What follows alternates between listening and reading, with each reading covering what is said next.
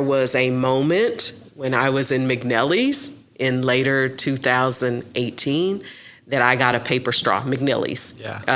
Not far from here. Midtown? Yeah, here in Midtown. Yeah. I was actually at a meeting. Yeah. And at that meeting, we were talking about the health and wellness product or preparing to talk about the health and wellness products. And I got a paper straw and particles started floating in my cup. And I was pretty grossed out. And I was like, how in the world are we now okay with particles? By the way, how long is this going to take to digest in my stomach with these particles if I drink it? Yeah, exactly. And then,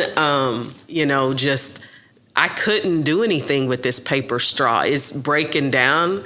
I pick my teeth with my straw at times afterward, depending on what I eat.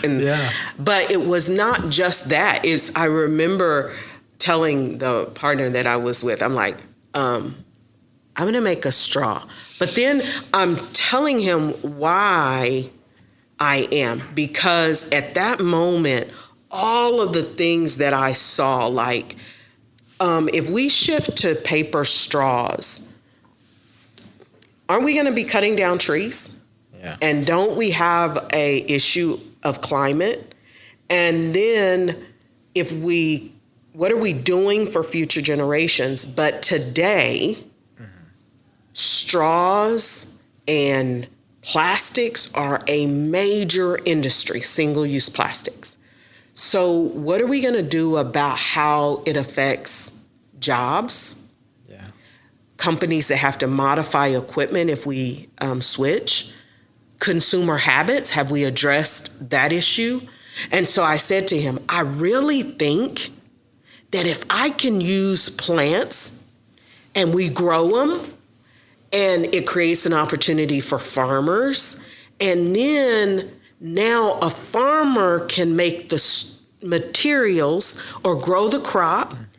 Manufacturers would use that, then the same process, just like you're making, at that time I said paper, and they could use it and we could get a straw.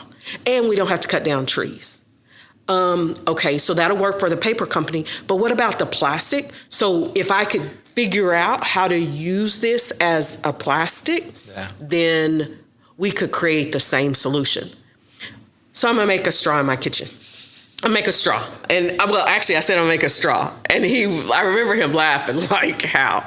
But the thing is that he was still kind of supportive, because one day he shows up with a form for me to make my straw with, like how to wrap my paper once I got to the point of it. And I really, I think because people know I will pursue things.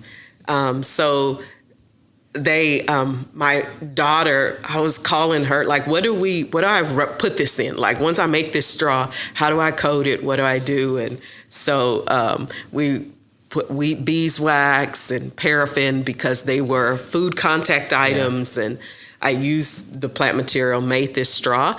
And to my surprise, I did it, and they're recording it. I'm telling them to record it. And I don't know at this time, I don't see this business or any of this. I'm just seeing that I can create a solution and it'd be kind of cool to do it. Yeah. Well, the straw hardened that day in my cold liquid, and it worked. And then when it hardened, I took it over to my pot of beeswax and I boiled it, and I got it up to 340 degrees and the straw didn't break down.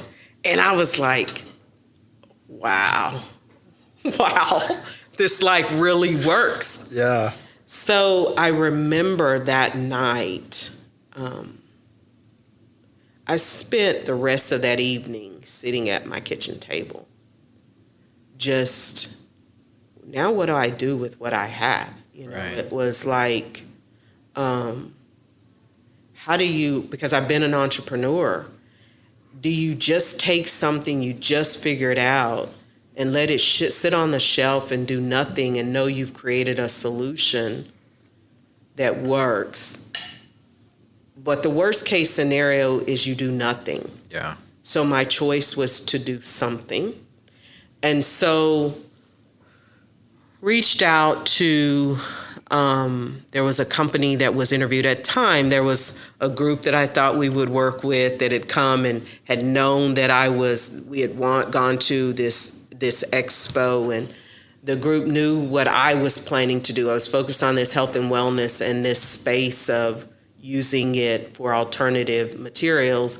And they said, well, we can help you. So arranged to reach out to the company that was interviewed in the article in the New York Times about